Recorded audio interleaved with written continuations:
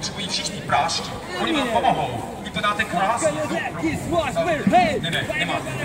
Prosím, makejte. Neustále se na nás válí, stále víc práce. Dělejte.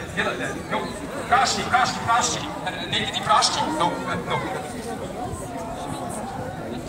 Vidíte, oni naprosto mají intenzivní pocit života. Aplaus, prosím. Kvantita na úkor kvality. A teď pozvu na louku gymnázium profesora Jana Patočky módní peklo Fashion Hell. Studenti to zavaluje. Nemohou si vybrat z toho přebytku.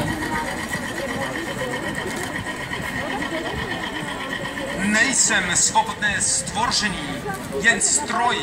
Když procházím okolo přeplněných regálů, myšlenek mám vždycky v hlavě roj.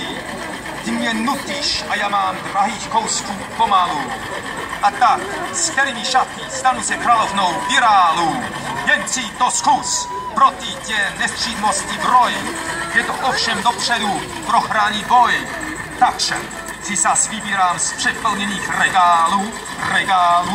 regálů, nepomáhání obratit se k kouzelné chvíle, mé utrpění střádá zlomové a chvíle, mají odložených